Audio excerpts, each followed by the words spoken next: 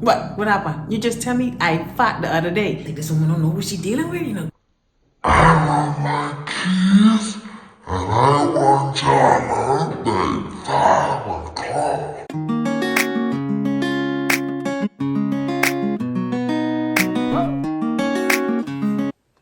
Hey guys, welcome to my channel. I am TrevannaShantia and today I'm going to be giving you a story time on how I pretty much moved to a new country just to be kicked out on the streets. I don't like to do these story times because I tend to like run on and I have to like start from the beginning in order for people to fully understand. So I'm going to make this tolerable. This is definitely not going to be short. So long story tolerable, stay tuned. Okay? So I pretty much moved to Canada in March of this year, 2021, right? But prior to moving to Canada, I had visited Canada about 3-4 times or whatever, and we had stayed with family. You know, when you grow up together, you pretty much family, long story short. We kept in touch before coming and after leaving, you know. Prior to coming in March, they would come. Every time we communicate, they'd be like, y'all need to come over and come live, you know, come get your life sorted out, start a new chapter in your life, you know, the good stuff. So the first time I visited was in 2015. I came again in 2017, and then I came again in 2018. So the last time I came in 2018, before now, you know, when we went back home, the conversation pretty much remains the same as in, I need to come over and get my life started, make headway for my future. You know, I appreciate that and I get that. They were like, the easiest way to come over was, you know, to go through school. So after telling me that the easiest way to come over was through school, they then looked into schools that was in their area, what I would probably be interested in that would fit with my major that I was already doing in school back at home. So they looked at several schools, right? And sent me a list of schools. So after looking through the list and reading through and everything, doing my research, you know, the 9 yards, I found 2 schools that I was interested in that was within their area. Pretty much would give me the same degree where I would have already started, where I don't have to start all over again. You know, I can just transfer my credits. So after I looked up the schools, I found which 2 schools I really was interested in. I was like, if I don't get into one, I'll get into the other, you know, just to be sure, backup plan. So I started filling out the application, never submitted the application for like 3 or 4 schools. Even though I said I was only going to do 2, I had chosen 4 because I was like, you know, this really sounds like something I'd be interested in doing in the long run, just so I can make headway for my future. You know, I still young, ain't got no churn. I can pretty much just pick up and go. So 2019 was fine. You know, I still didn't apply for the school, still was going on with my normal life back home in Nassau, going to school, going to work, doing everything. 2020 come, the pandemic come, poof, life crash, right? Life come crashing now. So when the pandemic came, I sort of went through a stage of depression after losing my job. I was dealing with like family issues too, so my mental state wasn't there. And the pandemic came in the beginning of 2020, so I finished the semester at the school I was at and finished the semester, and then for the fall semester I had registered, but I ended up withdrawing from the whole semester within the first week. Long story short, so during my time to come out of, you know, depression, little bits and bits, I had, you know, looked into the same application, finalized the application, finished, and then I had submitted the application to the 4 schools that I wanted to, you know, that I had on my list that I was going to attend. So I submitted the application the ending of October in 2020. November, I got accepted into all 4 of the schools. I had to make a choice onto which school I wanted to go to. So because I got accepted into all 4, I just chose the one that I liked the best. When I applied for the schools, I let them know, the same people that sent me the schools, I let them know that, you know, I finally made the decision to go there and apply for the schools. So when I got accepted into the schools, I let them know again that, hey, I just got accepted into the schools, and you know, this thing that you've been talking all these years is actually coming into play, you know. So I didn't get my visa until March. I got my visa in the beginning of March of 2021, and then I came to Canada on the 14th of March 2021. I got my visa. The next 2 days I got my visa, I was out because I knew that they had restrictions that they were going to put in place because of the pandemic. So I wasn't trying to be caught into it. So made it into Canada, right? On March 14th, 15th, pretty much. And then we had to do 2 weeks quarantine. When I say we, I'm talking about me and my fiance in a hotel. So we didn't go to their house as yet. But they had already know that we was coming, because they pretty much started the process. We kept communicating and they was like, okay, no problem, y'all coming by us, y'all staying by us, and what's not, like they've been telling us from 2015. So we pretty much didn't go into the people's house until April. Let's just say April, because we moved in like the last day in March. We already knew how they live prior to us coming before, but because we were on vacation, we just never paid it any mind. We just was like, we never used to be in the house so long, because it was like, who coming to stay up in the house when you go on vacation? Like, no, we're gonna do things, you're gonna be outside, you understand? But you're gonna set up in the house. So we just paid it and no mind. And me and my fiance, we had a conversation when we had started the process, and we was like, we know how so and so live. What are we gonna do, because we don't live like that? So we was like, we have to like suck it up until we pretty much get out on our own and just do what we have to do. So we came and we lived with them April, May, June.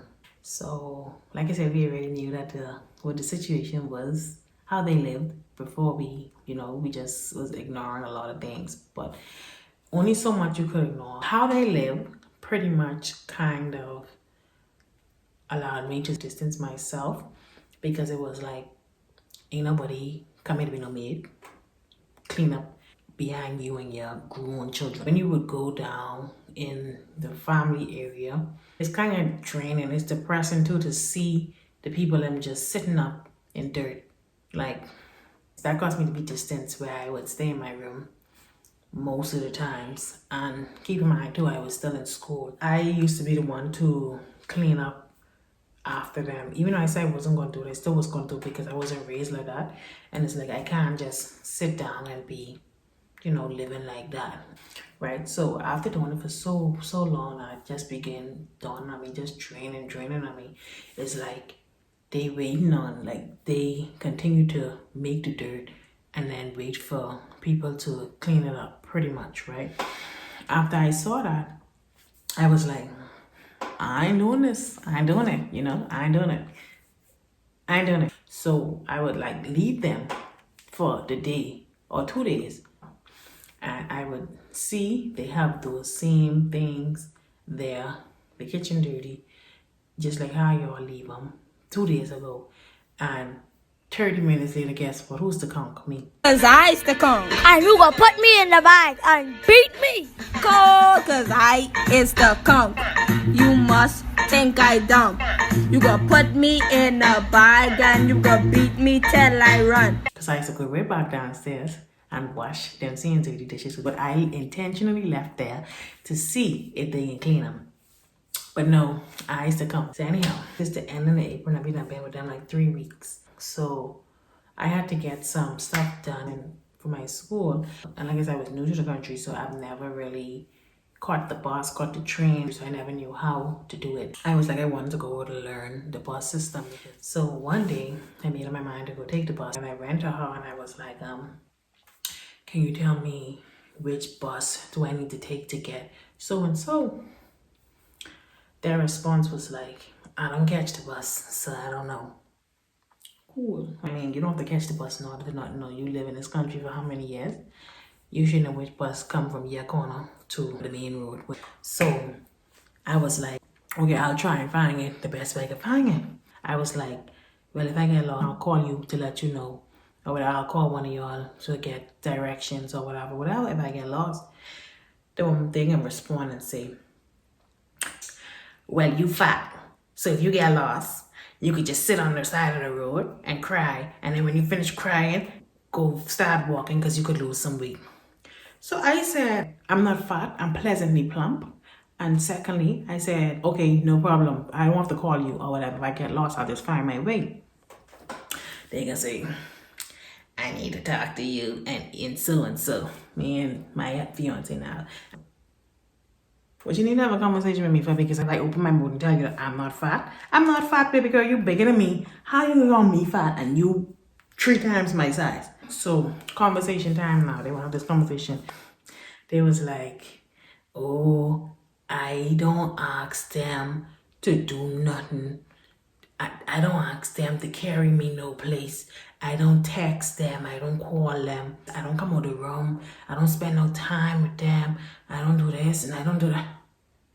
First of all, how you let me spend time with you or text and call you when I simply ask you for directions and you have the audacity to tell me you don't catch bus? And on top of it, you could tell me, but if I get lost, sit on the side of the road and cry until I find my way. So in other words, you're trying to tell me don't call you, right? So what I need to text and call you for? Tell me. Somebody please tell me what I need to text and call you for. This is where the drama starting right here. This is in April. We still in April, y'all. You know me.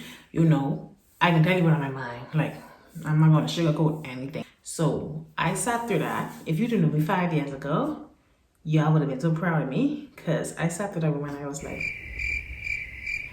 A lot of things didn't get mentioned in that first conversation because, you know, I was in their house. I was like, okay, I can do better on my behalf and just show my face more. I told her, I said, I'm not a person to, you know, hide behind my phone. So I don't feel as though I have to be in the room or sitting right beside you and texting you. If I have something to say or I have something to text you for, then I will text or call you. But otherwise, I'm not going to just text you and be like, hey, what color is the sky? I can look outside and see the color of the sky, you understand? So I was telling them that I was going to text you if I have something to text you for, or call you if I have something to call you for. So anyhow, long story short, we didn't resolve anything. So this was April, end of April. We had this conversation. Maybe going into the next month, pretending like things was resolved in April, but things wasn't resolved in April. I came out more. I was downstairs more. I was battling with school. I had started working. I had come home, just sit down and, you know, show myself what is, even though I didn't want to be down there, I still was down there. So that meant I had to still be cleaning up after them, pretty much cooking and cleaning and being a slave. Anyhow, so she wanted to have a conversation again in May. We had a conversation in May. Tell me why the conversation is running on with the same thing. I don't text her, I don't call her, I spend no time with her. You just say we come here to start our life and make a way for our future. So why you think I need to be sitting there and texting and calling you every day for what? Like, what we can talk about, sis? What we got to talk about? We ain't got nothing to talk about.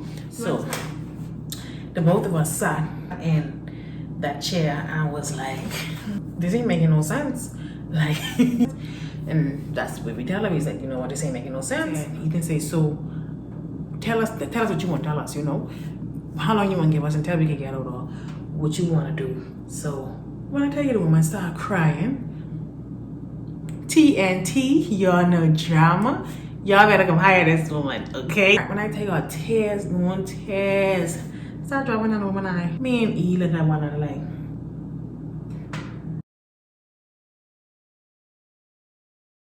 yeah, so through April, we're going through May.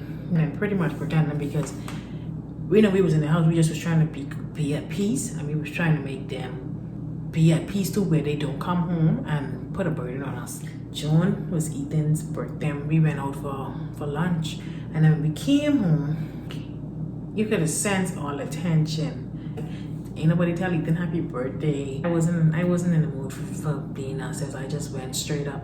I said goodnight and I went straight up. The next day, I came down and I sat down and, you know, watched TV with them for a while. I said goodnight. This somebody never answered me. First of all, this is not the first time this has happened, right? I've said goodnight several times. She's not responding to me. So why am I continuing to speak if you're not going to respond? Make sure you disrespect. So me and E was downstairs with her. When this woman gone upstairs, she looked at Ethan and she was like, good night, Ethan. Let's just pause. She was sitting here. I was sitting here. Ethan was sitting here. So I'm in the middle. And she was like, good night, Ethan. What happened? You just tell me I fought the other day. You couldn't see this big fat thing sitting between y'all. So only Ethan you saw, right? So I look at Ethan like, but tell me something, I'm visible? You can't see me sitting here. So we had already started looking for apartments from April, from the first situation. We ended Tina, did a good vibe. So anyhow, but the woman ain't talk to me, the woman ain't say nothing to me for the whole month of June. Then if you don't say nothing to me, then obviously I'm going to be standoffish, you know, like I don't need to be there. So I had to go down 5 minutes and I had to be back up because I wasn't for it and I couldn't do the fakeness. So the end of the June, she come. I'm on the wrong side, right? I was taking a test. I was in the middle of a test and I was like, I'm into this woman today. I wasn't into myself, so you know I wasn't into her, right? She was like, I need to talk to y'all. I need to talk to y'all. So I must have took like 20 minutes to go downstairs. Finally reached downstairs. Now I left my test to go downstairs. My test was a time test. And I was going to say, well, I'm taking a test right now. Do you mind if I come when I'm done? But I knew her. She's going to be petty and probably turn off the internet or plug out the internet or something like that. And Uni would have to scruffle, like, you know? But anyhow, so I left my test and I went downstairs. And she started running on with the same foolishness again. Y'all spending too much time in the room. You don't text me. You don't spend no time with me. Either spend too much time with you. Wait a minute. I say, hold up. I don't know about you, but I'm not having this conversation with you right now. I'm not having this conversation with you right now or ever. I say, I'm not in a mental state to have this conversation with you. And I don't know if Ethan wished to have this conversation with you when he gets up. But right now, I'm going to leave and I'm going to go upstairs. Okay? And I turned around and I walk upstairs. And I did not come back down. When I finished taking my test, I was mad. If I finished taking my test, I messaged my mommy and messaged Ethan mommy, and I was like, this woman don't know who she dealing with. You know, this woman that caught me up the knock out tonight. So, and I was texting Ethan mommy, and I was like, Mom, I ain't into this. Like, is your friend? You better come get her, cause if I get her, it ain't gonna be nice. A hot head. So I'm mad. I sat in that room. After I took my test, I went in my bed and I just listened to my music. And I started packing my bag. Then I started packing my bag. So I had to work 7 o'clock the next morning, right? She locked the door. So when Ethan would come home, he would have to knock on the door, ring the doorbell. And she sat there and she stood there for like 20, 30 minutes before coming to open up the door. So he said when he walked through, she opened the door. She was like, I want my keys and I want y'all out by 5 o'clock. Leave my keys and I want y'all out by 5 o'clock. Listen to me. Let me tell you how God is work, right? Ethan told me this after I had gotten off that day. So when I went to work that morning, right? As I was driving in the Uber, my mind was just so heavy. My heart was heavy and everything. And then the tears just started rolling down my eyes. And the only song that stood in my mind was When the Oceans Rise and Thunders Roll. That was the only song in my mind from the car ride. That song stood with me the whole time, even while I was working. So I just was crying. I was like, Lord, I hear you and I understand you. And I just know that I can just be still. I can be still and I can know that you are God. Right? Not knowing that all of this was going on back home. So yeah, when I get off, like my mommy had called me as soon as I get off and she was like, girl, I just seen your message from yesterday. So I'm leaving work now. You talk to you on my way home. And then Ethan, I saw that Ethan was blowing up my phone. And then he was like, when you come home, just get ready to pack your bag. So I was a phase. Honestly, I didn't care. Because like I told you, half of my bag was packed from the night before. I didn't care. My peace of mind is all I need. Let me show you how Scottish work. One of the daughters and I worked at the same place. So she and I was never ever from April, May, June. She and I was never on shift together. This is how Scottish work. The day this happened, the next day, she and I was on every shift together from then to now. Every shift together we was on. And the next day, When I tell you the screaming face was on the floor. That's it. That's what God is to the all enemies. The girl couldn't even look me in my eye. She didn't say hi. She didn't say bye. And I was like, hey, boo. Hey, girl, what's going on? Josh, she didn't say that. I was talking to myself. I was talking to myself. But I didn't care. That's the teacher. This is when it talk us in to come into a whole new country, to start to stay with her until, you know, we get on our feet and we could do what we got to do for us to be kicked out on the street. Kick us out on the street. She ain't even give us a warning. Like, you know, when you're evicting people, you'll be like, you get 2 weeks notice, or you get 4 weeks notice, or what's not child. It's almost like, I want John up by 5 o'clock. And 5 o'clock, 3 o'clock we was gone. When the hotel was available, you know, you check in 3 o'clock. 3 o'clock we was gone, and we never looked back. Little that they know, they kicked us out on July 1st. But we was leaving on the 9th because that was the day we was going to move in for our apartment. And we was literally going to tell them that, you know, we find some place and we go in. We'll be out in a few days. But I guess it happened sooner than expected. So we had stayed in the hotel for a week. We just had to detour a little bit longer. I had to wake up an extra hour earlier to get to and from to work and to school. But it was what it was, and I did what we had to be done. And on my way, let me tell you about God. Let me tell you how God has worked too. So one day, the bus I had to take to get home to the hotel where we were staying one day. So I was at the train station coming from school. And I was talking to my mommy on the phone because I always talk to somebody because she took the phone back when she put us out. So Ethan didn't have a phone, so he was using one phone. And I was on the phone, I was talking to my mom. And I had asked this bus driver because this was my first time taking the bus. And then I would normally, like, I'm going to get lost in these streets. I can tell you that now. I'm going to get lost. So before I go on the bus, I would ask the driver, you know, if they go in so-and-so, or how would I get to so-and-so, right? So I asked this driver that, the bus driver for this day, and I was like, are you going so-and-so? And he was like, yeah, I'm going this. The bus is going to drop you straight there. So I was like, okay, no problem. So I was like, are you on a break? I said, he was switching shifts. He was moving. So he's like, no, he's just on a little break. So I was like, okay, no problem. So I sat on the phone. I stood and I talked to my mom, and he came off the bus, and he went and he looked. He grabbed a newspaper, and he looked in the newspaper.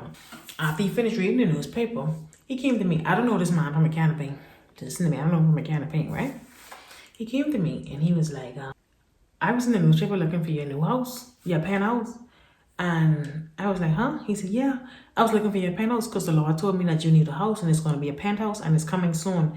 Listen to me. When I tell you the tears dropped down on my eyes, everything was just like, God, you're so real. You're real. Because I hear this man coming from a can of paint. He don't know my situation. He don't know nothing. And to think that literally just the day before this situation happened, you know, we literally was out of our home because she put us out. And the man come and he was like, I was looking for your penthouse. Yes, sir. God don't play when it comes to me. So, yeah, child, I remember he was like, yes. And we started screaming on the phone. And like the tears, like, all I gotta do is just cry. I was like, Lord, you're just so faithful. You're just so great, you know, and I just thank you for it all. And from that day on, only tears I've cried was tears of joy. I've been at peace. We didn't eat good. We didn't sleep good. We come home and we don't have no noise. It's just we have so much peace of mind, and it's like we happy. We just happy. And we're not out here pretending to be anyone we're not. Honestly, we're just at peace. So honestly, all I can tell this lady is thank you. Thank you for doing what you did and when you did it and how you did it. And I appreciate it. Thank you, because not only did it make us stronger, but we really saw your true colors those 2 to 3 months that we were staying with you. That's the tea. And now I get kicked to the jolly chat. But hey, look at me sitting pretty and smiling. You know, have peace of mind. I happy. Me and baby good. Like, people out here just pretending to be things who they are not, and pretending to be happy when they are not. But all I can say is I hope that they find peace, and I hope whatever mental issue they're going through and whatever is burdening them, that they just leave it all to Jesus. Those of you who know, you know. But if you want to continue to pretend to be someone you're not, that's on you, you know. Thank you guys if you've made it this far in this video. Thank you so much for staying tuned. Thank you for watching. If you like this video, give this video a thumbs up. Don't forget to comment down below. Let me know what y'all think below. Let me know if y'all think she was right or for the way she handled situations, or if like I was wrong in any which way. You know, just let me know, because yeah, just let me know. Just let me know. But thank you for watching this video. Like, comment, share, and subscribe, and stay tuned. I'll see you in the next video. Bye.